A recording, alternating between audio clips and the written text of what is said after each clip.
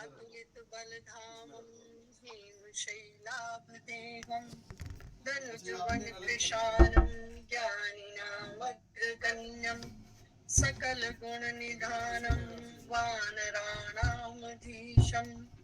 रघुपति प्रिय भक्तं वात जातं नमामि। गुरुर्ब्रह्मा गुरुर्विष्णु गुरुदेव महेश्वरः गुरुः साक्षात् परं ब्रह्म तस्मै श्री गुरुवे नमः। अखण्डमण्डलाकारं व्याप्तं येन चराचरं तत्पदं दर्शितं येन तस्मै श्री गुरुवे नमः।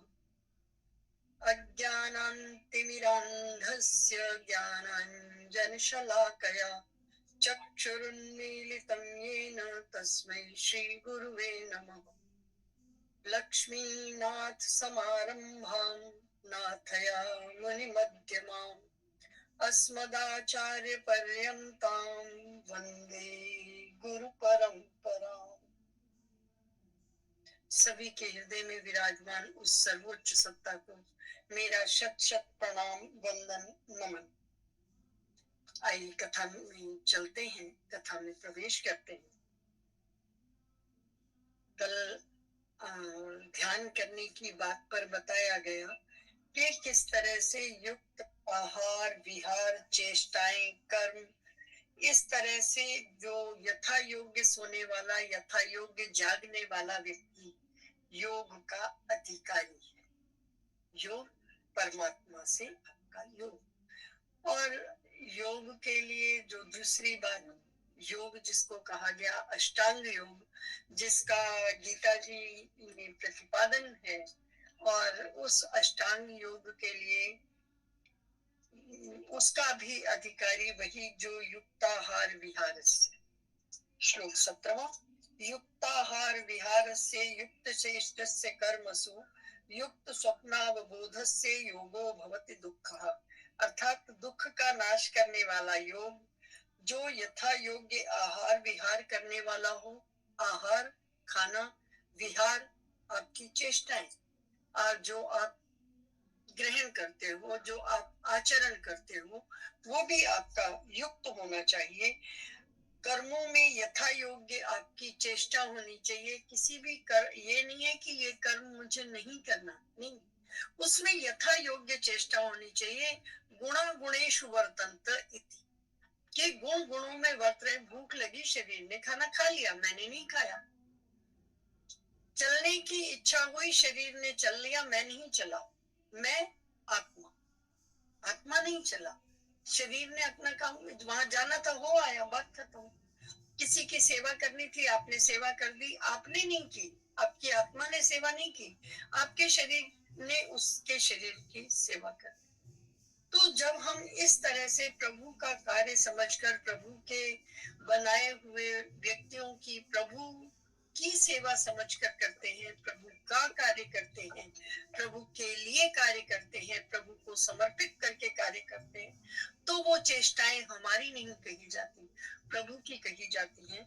और इसी के लिए कहा गया युक्त स्वप्नावबोध से, कि जो जागने, बोध से जागने वाला, स्वप्न सोने वाला, सोना और जागना जिसका निश्चित हो गया है, वो निश्चय से ही दुख हो जाता है, दुखों का नाश करने वाला हो जाता है।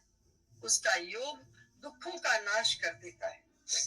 तो जब हम कहते हैं कि सोना जागना, उठना बैठना, खाना पीना, ये सभी यथा योग्य होना चाहिए। कहीं भी उसमें इकट्ठा करने की भावना, किसी का ले लेने की भावना, कहीं संग्रह की भावना, मैं मेरा से हटकर किया गया जो कार्य है, वो दुख के हटने का कारण है। दुख को दूर करने का कारण है। इसी बात को आगे कहा गया कि ध्यान योग में जो उपयोगी हार विहार के नियमों का जो वर्णन कर दिया प्रभु ने, तो निर्गुण निराकार के ध्यान योगी की अंतिम स्थिति का लक्षण बताते हुए प्रभु कह रहे हैं, यदा विनियतम चित्तम आत्मन्येवावतिष्ठते निस्पृहः सर्व कामेभ्यो युक्त मुंचते सदा तदा, कि जो अपने वश में किया गया चित्त है, चित्त जहां से संकल्पों का जन्म होता है, जहां हमारे महत की स्थिति है, महत में मन बुद्धि अहंकार, वहीं पर चित्त, और उस चित्त में जब वो चित्त परमात्मा में भली भांति स्थित हो जाता है, जब हम कहते हैं परमात्मा चित्त में भली भांति स्थित हो गया, इसका अर्थ है कि प्रत्येक स्थान पर प्रभु की उपस्थिति को हम तत्वतः जान गए, मान गए, समझ गए और उसे व्यवहार में लाने लगे। जब ऐसी स्थिति हो जाए तब क्या होता है, वो उस काल में वो परमात्मा में ही स्थित मानो, क्योंकि संपूर्ण भोगों से स्पृहा रहित, स्पृहा कहते हैं कुछ पाने की या जिसको हम कहते हैं कि कंपैरिजन, कि फलाने का लड़का गाड़ी ले आया, मेरा तो लाया नहीं। स्पृहा कि हम किसी से स्वयं की स्थिति का कंपैरिजन करें, हर चीज में। उसका घर बड़ा, उसकी गाड़ी बड़ी, उसकी साड़ी मेरे से अच्छी, वो मुझसे सुंदर, वो मुझसे ज्यादा धनी, वो अधिक दान करने वाला। इन स्थितियों से जो रहित हो गया है, इनसे ऊंचा उठ गया है, उस ऐसी स्पृहा रहित पुरुष को हम योग युक्त मान सकते हैं, और वो वस्तुतः परमात्मा में स्थित। अरे गाड़ी लाया तो प्रभु लाया, प्रभु जी की गाड़ी, काहे की स्पृहा है। वो अच्छा खा रहा है, प्रभु जी खिला रहे हैं, प्रभु जी खा रहे हैं, काहे हम बीच में कहाँ हैं, कहीं नहीं है, लेकिन हम आ रहे हैं। तो ये स्पृहा रहित स्थिति नहीं है। स्पृहा रहित स्थिति है कि जब किसी से भी कोई कंपैरिजन खत्म, और उस कंपैरिजन के खत्म होने के बाद जब हमारी तुलना समाप्त हो जाती है, उसको हम कहते हैं स्पृहा रहित। और स्पृहा रहित होने के बाद जो चित्त आत्मा में ही स्थित हो जाता है, वो वस्तुतः प्रभु के पास है। वो चित्त, वो शांति को प्राप्त होता है। उस शांत चित्त वाला ही वस्तुतः प्रभु के पास है, उसका प्रभु से योग है। ऐसे लक्षण बताए गए गीता जी में। वो ये कहते हैं उस परम शांति और परमानंद के महान समुद्र में वो प्रभु के साथ अनन्य स्थिति के साथ हो जाता है, फिर उसमें और प्रभु में कोई अंतर नहीं रहता। ये मैं पहले भी बता चुकी हूँ कि ये एक स्थिति है, जो इससे ऊंचा उठेगा वो यहाँ नहीं आएगा बताने के लिए कि मैंने क्या क्या देखा। बस इस स्थिति से यहाँ तक आने की बात है। जो यहाँ आ गया वो यहाँ का हो गया, वो यहाँ नहीं आएगा। और जब वो वहां का हो जाएगा तो वो यहाँ बताने भी नहीं आएगा कि वहां क्या था। वो उसके साथ एकाकार हो जाएगा। फिर वो यहाँ वो इस दुनिया के हिसाब से थोड़ा ऊंचा हो जाता है, क्योंकि वो स्पृहा रहित हो जाता है। उसका यथा योग्य आहार विहार हो जाता है। वो सभी द्वंद्वों से ऊपर उठ जाता है। उसकी सारी चेष्टाएं, उसका यम नियम आसन।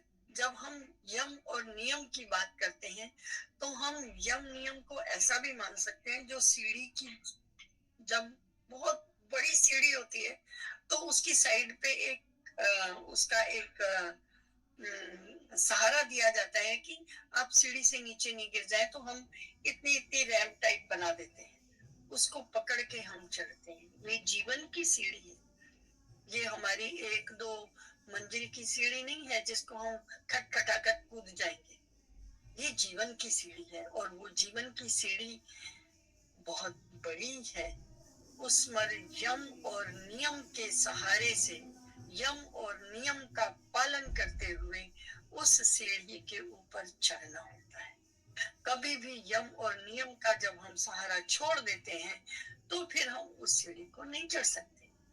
यम और नियम के साथ युक्ताहार विहार से जब हमारा खाना पीना, हमारा आहार व्यवहार, हमारा आचरण, हमारी कामनाएं सभी युक्त हो जाती हैं, नियमतः हो जाती हैं, तब हम उस आसन पर बैठने के लायक होते हैं, जिसके लिए कहा गया न अति उच्चम न अति नीचे चैलाजिन कुशोत्तर, कि बहुत ऊंचा नहीं हो, बहुत नीचा नहीं हो, स्थिर हो, ऐसे आसन पर बैठा जाए और युक्त होकर बैठा जाए।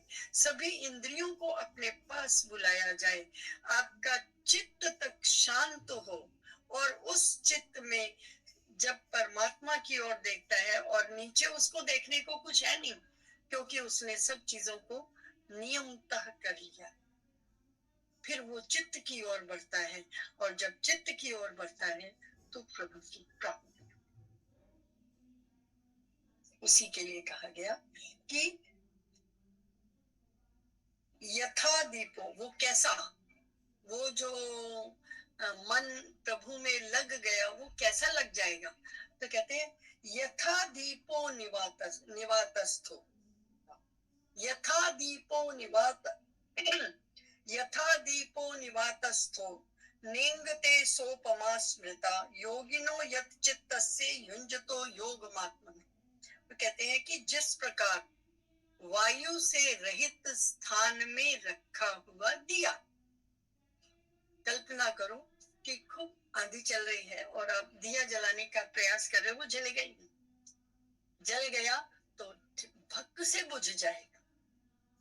लेकिन यदि वो वायु से रहित स्थान पर चला जाए, क्या वास्तव में वायु वहां नहीं होगी? वायु नहीं होगी तो वो जलेगा ही नहीं, वायु होगी लेकिन सम होगी, जितनी होनी चाहिए उतनी होगी, उसको बुझने लायक नहीं होगी, जलने लायक।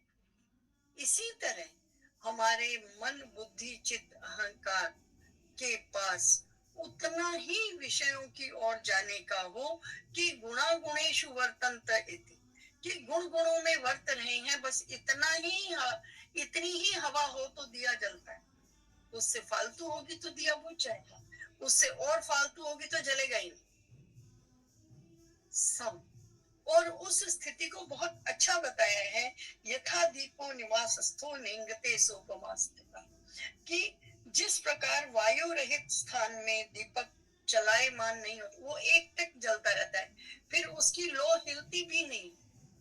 इसी तरह आपका चित्त एक निष्ठ जब हो जाएगा, जब बुद्धि में एकात्मता आ जाएगी, समस्थिति आ जाएगी, तो बुद्धि में एक निष्ठता आ जाएगी, और जब एक निष्ठता आ जाएगी तो ठीक वैसा ही जैसे वायु रहित स्थान पर दिया जल जाएगा। और यहाँ ध्यान रखने की बात है, कर्मों को छोड़ना नहीं है। छोड़ने से ये बात नहीं बनती, क्योंकि वायु बिल्कुल ना हो तो आपका दिया जल नहीं सकता, ऑक्सीजन होनी चाहिए। ठीक उसी तरह जितना दिया जलने के लिए ऑक्सीजन चाहिए, उतनी ही हमारे शरीर की इंद्रियां अपने विषयों की ओर जाएं और वापस आ जाएं, वहां रमे नहीं। किनारे पर बैठकर खाने वाली शहद की बात है कि आपने खाया, चख लिया, आपका पेट भरा और आप उड़ गए, आप उसके बीच में नहीं जाए। बहुत बढ़िया उदाहरण। और उसी तरह उन्होंने कहा यथा दीपो निवातस्थो नेंगते सोपमा स्मृता योगिनो यच्चित्तस्य युंजितो योगमात्मना, वैसी ही परमात्मा के ध्यान में लगे हुए योगी के जीते हुए चित्त की स्थिति होनी चाहिए। कि जो योगी व्यक्ति का चित्त है वो परमात्मा में वैसा ही लीन हो जाए जैसा वायु रहित स्थान पर दिया जाता है। अब इससे हर कोई ये समझ सकता है कि हमें कितना कार्यों में लिप्त होना है और कितने के बाद बस कर देनी है कि बस हो गया, इससे अधिक नहीं। और किसी भले आदमी ने बहुत अच्छा कहा मुझे तो अच्छा लगा। वो कहता है कि जब तक जरूरत ना हो होठ खोलने नहीं चाहिए। अगर इतने से काम चले तो होठ खोलने की कोई जरूरत नहीं है। होठ जैसे हैं वैसे ही रहें, और फिर जरूरत पड़े तो हल्का मुस्कुरा दीजिए, स्मित हास्य। और भी थोड़ा जरूरत पड़े तो आप थोड़ा हंस दीजिए। आवाज निकलने की तो पराकाष्ठा है कि आपको कुछ कहना पड़े। वस्तुतः आपके हाव भाव पूर्णतया व्यक्त करने में समर्थ है, और वास्तव में व्यक्तता में हमारी वाणी इतनी सम नहीं हो पाती कि सामने वाला उसमें से कुछ निकाल न ले, क्योंकि हम कुरेदने वाले। बस यहीं से झगड़ा शुरू होता है। स्वयं की सम की स्थिति अपनी इंद्रियों के साथ लाए। उतना ही देखो जितने में आपको कष्ट ना हो। कहे फालतू देखना है, कोई जरूरत नहीं। फालतू क्यों सुनना है? जब मेरा वहां मेरी इच्छा नहीं, मेरा कोई काम नहीं, तो सुनकर उस पर कमेंट क्यों? किसी ने आपसे सलाह मांगी थी, खुद आप गए और आपसे कहा वहां क्या हुआ था, और आपने पूछा, फिर अगले ने बताया, फिर आपने उसके ऊपर थोड़ा क्रोध किया, दो अपशब्द कहे, और अपने मुख की भंगिमा बदली, और आपने उसको जवाब भी दे दिया। इतने सब की जरूरत थी? जानना ही क्यों था? गीता जी तो कहती है ना, ये जाके ये जो बाजार में ढूंढते हो कि क्या क्या लेना है, घर से लिस्ट बना के जाओ, उतने को देखो और घर वापिस आओ। क्यों? तो जब गुणा गुणेशु वर्तंत इति की स्थिति आएगी तो फिर ऐसा नहीं होगा। फिर आप जहां किसी की मदद कर पाओगे कर दोगे, नहीं कर पाओगे तो बोलोगे ये मेरे बस के बाहर की बात है। पर इस सब में ये कभी नहीं भूलना चाहिए कि हिंसा की परिभाषा क्या है। ये भी समत्व बुद्धि की बात है कि हिंसा की परिभाषा है कि हम किसी को कोई कष्ट ना दें। बहुत अच्छी बात है। मन, वाणी और कर्म तीनों से ही ना दें, बहुत अच्छी बात है। लेकिन आएगा छाप रूप में जोड़े। कोई कुछ कहना चाहता है लगता है, नहीं? अच्छा, तो ये जैसे अब न्यायाधीश है, उसने कसाब को फांसी की सजा दी, क्या वो हिंसा थी? नहीं थी। अगर वो और जिंदा रहता तो अभी तो उसने कुछ हजार लोगों को मारा होगा, वो 50,000 को भी मार सकता, औरों को मारता। उस मार को रोका तो वो हिंसा थोड़ी ना हुई, वो उनका कर्तव्य कर्म था। वो जो उसका कर्तव्य था, किसका? कुर्सी का। जिस कुर्सी पर वो बैठा है उस कुर्सी पर ही वो उसके लिए फांसी की सजा लिख सकता है। मेरे कहने से कुछ नहीं होता। मैं चाहूं भी कि मैं चांद को फांसी चढ़ा दूं तो चढ़ा ही नहीं सकते। मेरे पास वो इसका मतलब व्यक्ति के हाथ में नहीं है, कुर्सी के हाथ में। उस कुर्सी पर जो बैठेगा, उसकी कलम जो उस समय वहां बैठकर लिखेगी, उस पर माना जाएगा। तो फिर ये कर्तव्य कर्म हुआ ना, इसका फल उसको नहीं मिलेगा। आपको बहुत सारी चीजों का, मैं अगर हम अपने इतिहास के बारे में बात करें यहाँ पर, तो बहुत सारी चीजों के हमने अर्थ ही गलत लगाए, हमने उनको समझा नहीं। जहां लिखा है अहिंसा परमो धर्म, वहीं पर लिखा है धर्म हिंसा तथैव च। धर्म की हिंसा उससे भी अच्छा पुण्य है। क्यों लिखा है?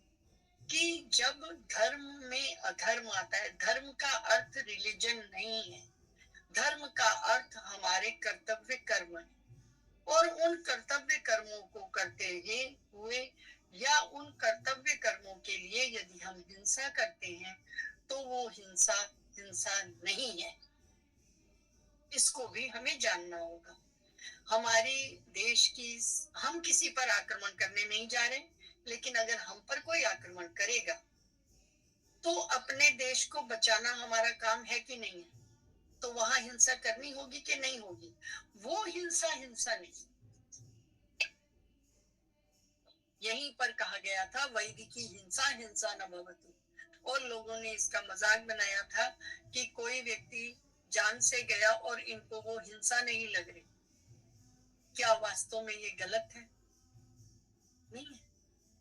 सेना के ऊपर एक फौजी 50 लोगों को एक गोली से मार देता है, 10 गोलियों से मार, उसका कर्तव्य कर्म है, और उसमें उसके लिए भगवान जो यहाँ पर अर्जुन को कह रहे हैं कि तू युद्ध कर, तो वो हिंसा में नहीं डाल रहे,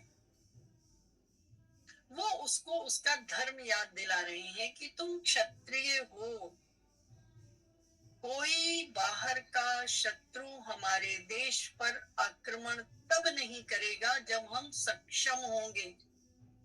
अगर पता हो कि इनसे लाठी नहीं उठेगी तो सामने वाला तो 2 डंडे लेके आ ही जाए, और अगर पता हो कि इसको छूना नहीं, नहीं तो इसके घर में भी सब कुछ है, फिर कोई ना कहेगा। तो ये सम की स्थिति है, ये हिंसा नहीं है। इन सब बातों को भी इसके साथ ध्यान रखना है कि तूफान नहीं आना चाहिए, एट द सेम टाइम वहां पर ऑक्सीजन होनी चाहिए, दिया तब जले। और सम स्थितियों में ये भी एक सम की स्थिति है कि हम अपने धर्म का पालन करें। जो भी हमें कुल वंश परंपरा से मिला, जो भी जिस भी हम आश्रम में हैं, ब्रह्मचर्य, वानप्रस्थ, गृहस्थ, सन्यास, जिस आश्रम में, अर्थात इसका अर्थ क्या है गृहस्थ, वानप्रस्थ, सन्यास, आश्रम, इनका मैं आपको बताती हूँ कि ब्रह्मचर्य का अर्थ है 25 वर्षों तक, अगर आपकी आयु 100 वर्ष की है, ऐसा हम मानते हैं। अब ठीक है, कोई 80 में चला गया तो कोई बात नहीं, लेकिन हम मानते हैं कि 100 वर्ष की आयु है, तो 100 वर्ष की आयु में 25 वर्ष आपको वेदाध्ययन, वेदाध्ययन का अर्थ है आपको अध्ययन करना, वेद मतलब जानना, जानने का अध्ययन करना चाहिए। 25 वर्ष के बाद आपको गृहस्थी संभालनी चाहिए। उस समय आपके शरीर में दम है, बुद्धि प्रकृष्ट है, प्रखर है, और आप में सब समाज को सहने की क्षमता है, तीनों ही आश्रमों को चलाने का बल है। आप गृहस्थी बनिए, अच्छे वाले गृहस्थ बनिए, धर्म का पालन कीजिए, और उस धर्म का पालन करते हुए उस गृहस्थी को निभाइए। गृहस्थी में सबसे बड़ी बात है कि संतान उत्पत्ति कीजिए, अपने वंश को आगे बढ़ाइए, और अपने सभी ऋणों से मुक्त होइए, तीनों आश्रमों को दान दीजिए, और यथा संभव यथा योग्य दान दीजिए। इसका अर्थ ये नहीं है कि आप 4 रुपए कमा रहे हैं तो 5 रुपए का दान करने की बात कहेंगे, नहीं, हम कहते हैं यथा योग्य। जब हम यथा योग्य कहते हैं तो वहां केवल धन का दान नहीं होता, वहां सेवा का भी दान होता है, वहां ज्ञान का भी दान होता है। वो गुरु ग्रंथ साहब में आता है, दाना चो दान नाम दान, कि बहुत सारे दान हैं, उनमें से आप जिस भी दान के लायक हैं। और हमारे यहाँ तो इस बात के लिए एक कथा ही आती है कि एक बार कोई बहुत गरीब था, बुढ़िया माता थी, उन्होंने जाके एक संत से कहा कि महात्मा जी, मेरा भी दिल करता है मैं भंडारा कराऊं, लेकिन प्रभु ने मुझे ऐसा बनाया नहीं कि मैं भंडारा करा दूं। बोले क्यों? आप तो बिल्कुल भंडारा करा सकते हो माता जी, कब कराना है? उनका मैं तो आज ही करा लेती, लेकिन बोले लेकिन क्या? नमक खरीद के लाओ। वो नमक लाई, उन्होंने भंडारे में डाला, बोले देखो आपके इससे ही रस आएगा, और उन्होंने सबको खिला दिया। बोले आपका नमक सबने खा लिया, हो गया आपका भंडारा, जाओ। तो जब इस तरह की बात करने वाले हमारे बीच में मनीषी हो, तो कौन कहता है मैं कौन कहता है मैं भंडारा नहीं करा सकता? कौन कहता है कि मेरी भक्ति भक्ति नहीं है? आप देखिए, हर व्यक्ति पूर्ण समर्थ है यदि वो प्रभु के मार्ग पर चलना चाहता है। और मुझे एक स्वामी जी की बात याद आ रही है। वो कहा करते थे, किसने रोका है तुम्हें खुश रहने से? हम स्वयं ही तो दुखी होते हैं। कोई तुम्हें रोक नहीं सकता कि तुम खुश रहना चाहते हो। खुश रहो ना। जो नहीं मिला वो फिर कई बार कहते होते थे कि एक पूरे उस पर दीवार के ऊपर एक छोटा सा दाग था। किसी ने कहा दीवार अच्छी नहीं लग रही, ये दाग है। तो देखा, बाकी सारी दीवार इतनी साफ है, उसकी तारीफ तो नहीं कर रहे हो, एक छोटे से दाग को देख रहे हो।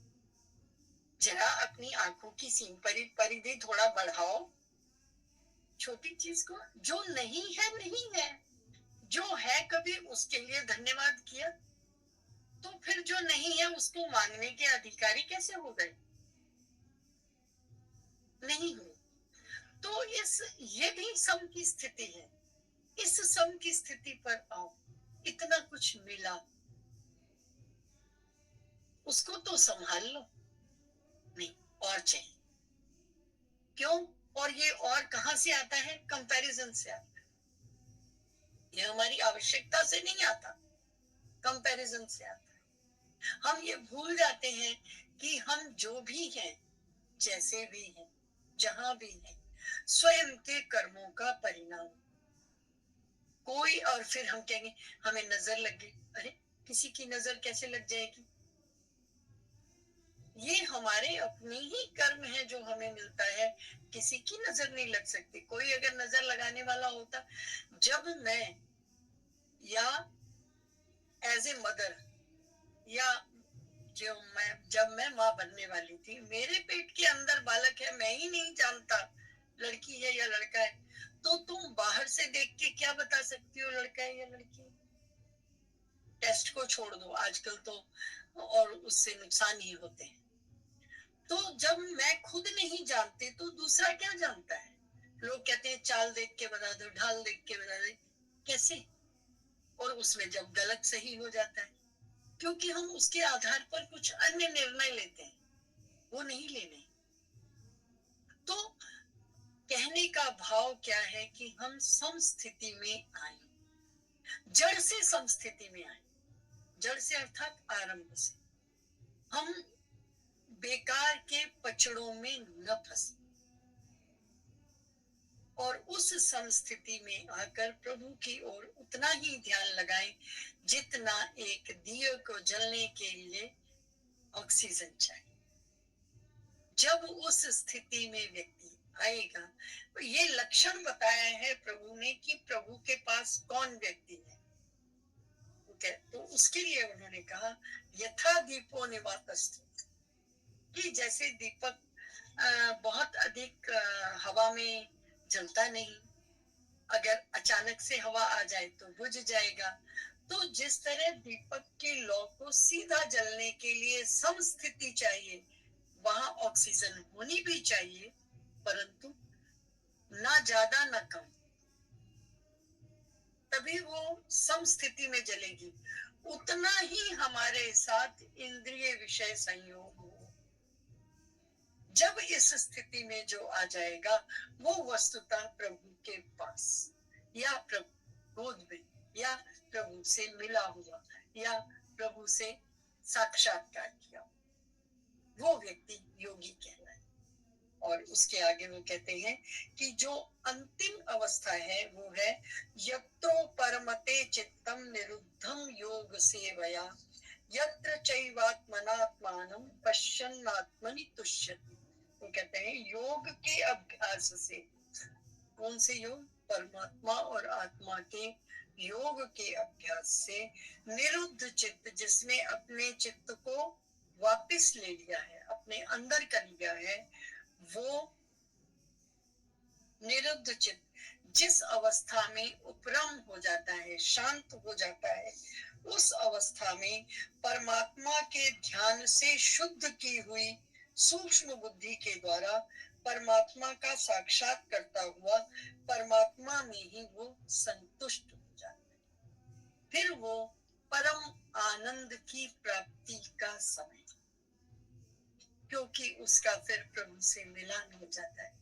अभी तक इससे 3 श्लोक पहले तक हम चित्तात्मा की शुद्धि की बात कर रहे हैं और चित्त आत्मा के उपरम होने के साथ ही बस वो एक स्थिति है कि आपने आखिरी सीढ़ी क्रॉस की, छत आ गई। उस आखिरी सीढ़ी के बाद छत ही है, कुछ और नहीं है। वहां परमात्मा ही है, परमात्मा स्वयं है। उन परमात्मा के दर्शन, उन परमात्मा की स्थिति, वहां पर क्या है? सत चित आनंद घन। ये ठीक है, यहाँ पर 2-3 बातें और भी हैं, आगे आएगा।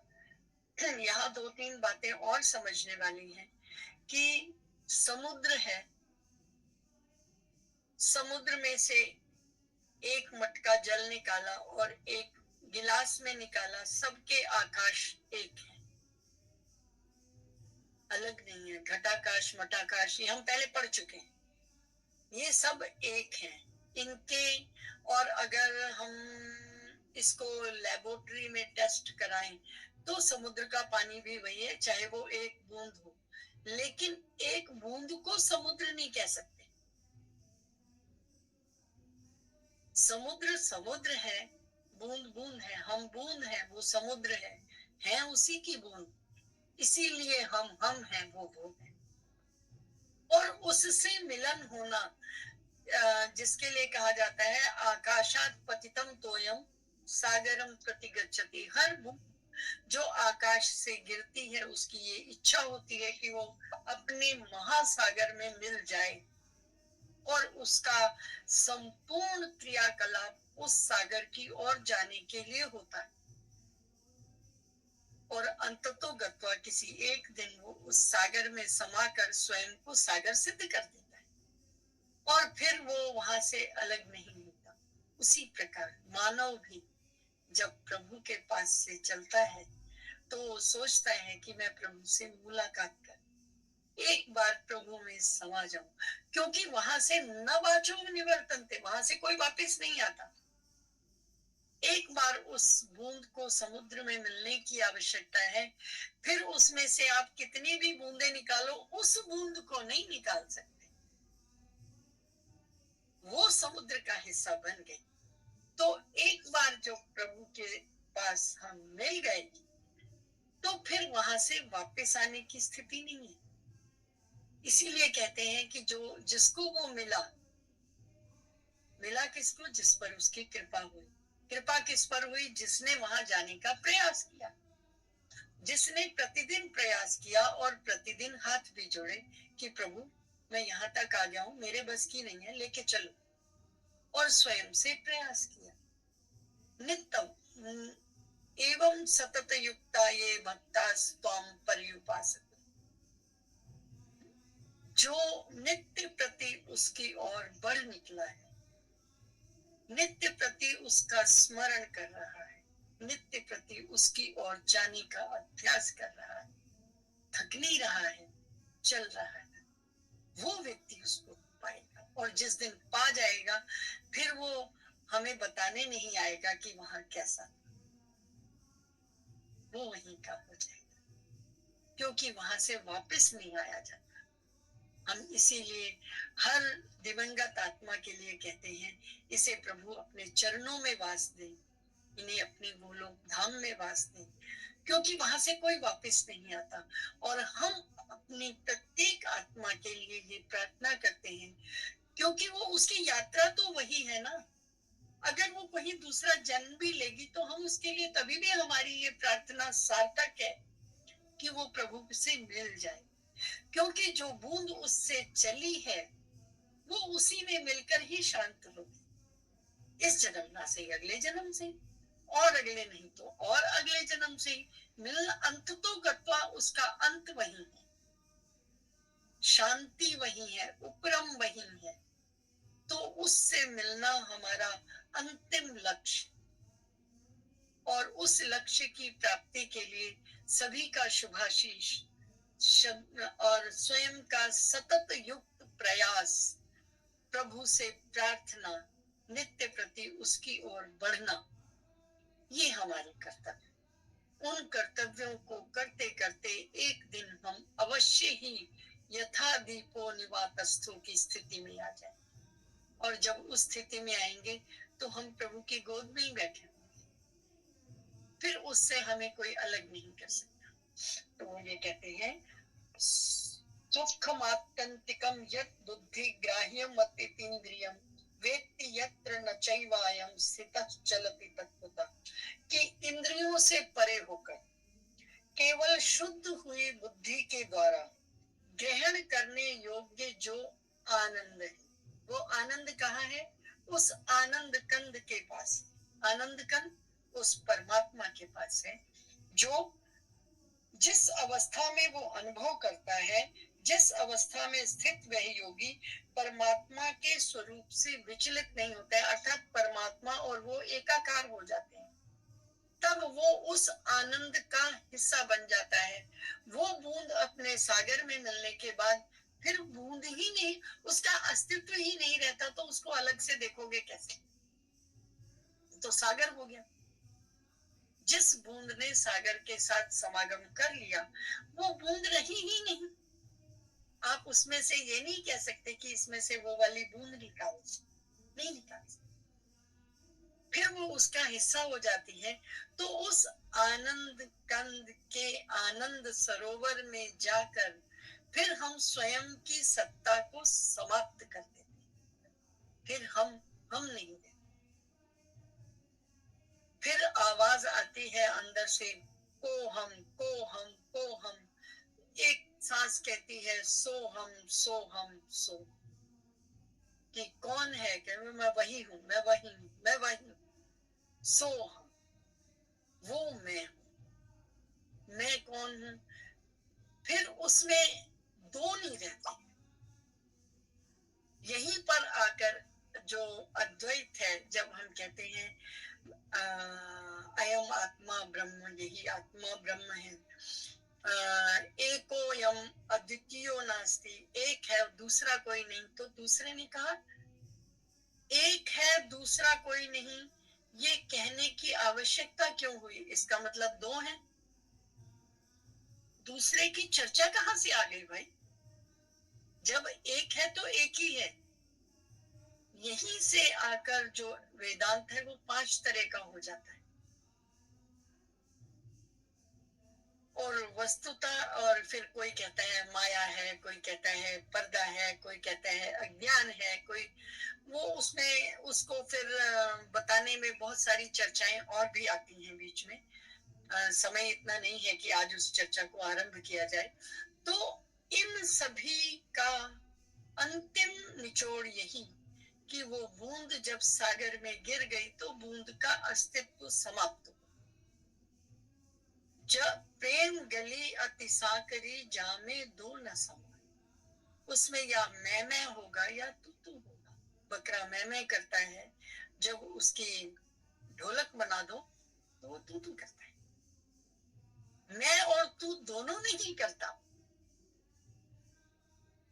दो करने की स्थिति नहीं है। उस बूंद को समाप्त होना होगा यदि वो अथाह सागर से मिलना चाहे।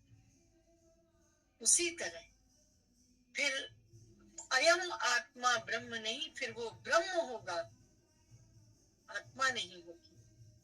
आत्मा है तो ब्रह्म अलग है, फिर वो मिलने की स्थिति नहीं है। तभी तक है कि कंचन यहाँ बोल रही है, श्री कृष्ण गोविंद हरि मुरारी, हे नाथ नारायण वासुदेव। श्री कृष्ण गोविंद हरि मुरारी, हे नाथ नारायण वासुदेव। जय श्री कृष्ण। बहुत बहुत धन्यवाद। जय श्री कृष्ण। बहुत बहुत धन्यवाद। आपके साथ बैठ के ऐसा लगता है, हम सभी संगत को लगता है कि हम ये लाइट एंड पाथ जो है हम शायद इस पे मतलब ये प्रकाशित एक रास्ता है ईश्वर तक पहुंचने का, कि शायद हमारे समीप ही है ये और हम इसको पा जाएंगे। मतलब इसमें विभोर हो जाते हैं, देखो बिल्कुल पिन ड्रॉप साइलेंस। तो बहुत बहुत धन्यवाद।